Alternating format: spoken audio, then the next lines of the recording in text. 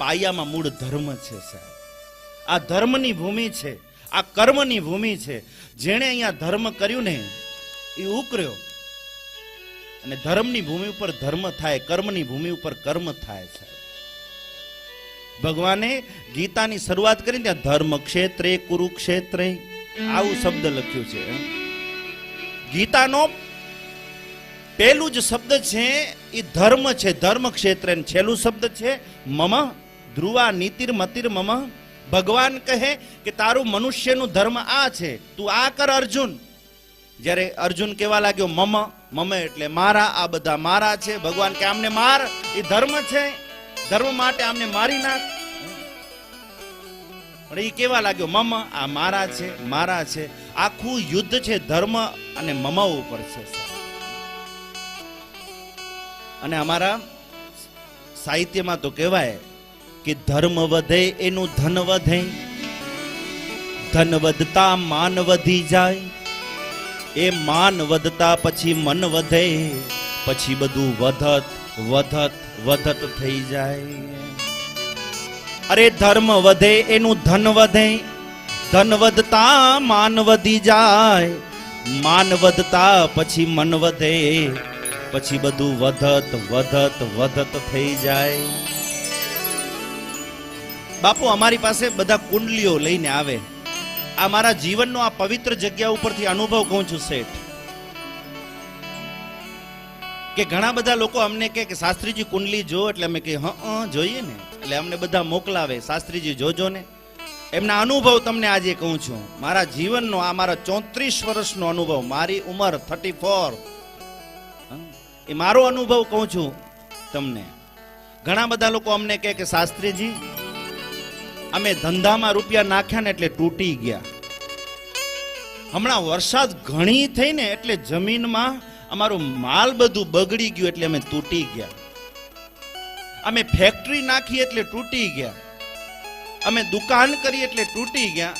પણ શેઠ બાપુ અત્યાર સુધી મારી પાસે એવો કોઈ નબળો કેસ નથી આવ્યો કે કોઈ લોકો એમ કહેતા હોય કે અમે ધર્મ પાછળ રૂપિયા વાપર્યા ને તૂટી ગયા, અમે કથા કરાવીને તૂટી ગયા, અમે યજ્ઞ કરાવીને તૂટી ગયા. અત્યાર સુધી એવો કોઈ નબળો કેસ અમારી પાસે નથી આવ્યો સાહેબ. કારણ કે ધર્મ વધે એનું ધન વધે. અમારા અમૃતભાઈ છે, પૂછો કેટલી કથાઓ કરાવી, કેટલા યજ્ઞ કરાવ્યા, એ તૂટ્યા છે. ખજૂરની ફેક્ટરી નાખી દીધી, ત્યાં સુધી પહોંચી ગયા. હજી ધર્મ કેટલું વધાવે, ઈશ્વરીય કૃપા કેટલી, ભક્તિ તમને કેટલું વધાવે છે તમે જુઓ. અરે તમે આપી આપી કદાચ 5-50 આપશો, તમે 2 હાથવાળા છો, જ્યારે મારો ઈશ્વર મારો હરિ 1000 હાથવાળો છે. ઉપરવાલા જભી દેતા દેતા છપ્પર ફાડ કે.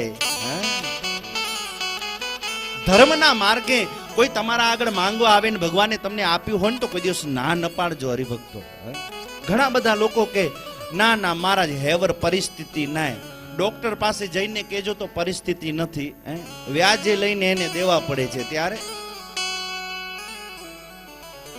ગમે તેવી ભયંકર બીમારી હોય, વ્યાજના ઉછીના લઈને આપણે જો આપણા શરીરનું સુખ જોઈતા હોઈએ, ત્યારે ભગવાને તમને આવા અવસરો દીધા છે, આવા મહિનાઓ દીધા છે, પુણ્ય કમાવાની મોસમ આવી છે. તમે શું કામ પીછેહટ કરો છો?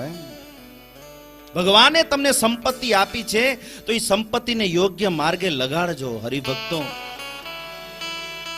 અરે અમે તો એવા કેટલાય સંપત્તિવાન લોકો જોઈ લીધા છે કે એને રંક બનતા વાર નથી લાગતી. જેમ કીધું ને કે ધર્મ વધે એનું ધન વધે, એમ સાહિત્યકાર એના ઉપર થપાટ પણ મારે છે, ધર્મ ઘટે એનું ધન ઘટે.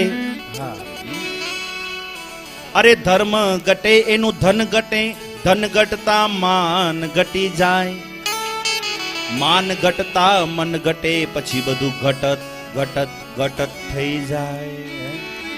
પાયામાં ધર્મ છે, ધર્મ વધ્યો એનું બધું વધ્યું. અત્યાર સુધી તમે કોઈ એવો વિષય નહીં કે આ વ્યક્તિએ, આ ક્ષત્રિય, આ મહાજને અહીંયા રૂપિયા વાપર્યા ને તૂટી ગયો હોય. એની વાવા જ થાય. ધર્મના માર્ગમાં કોની વાવા ન થાય? રૂપિયા સાચવનારની કોઈ દિવસ વાવા થતી નથી. જે તમને મળ્યું છે એ તમારા ભાગ્યથી નહીં, અનેકોના ભાગ્યથી મળ્યું છે.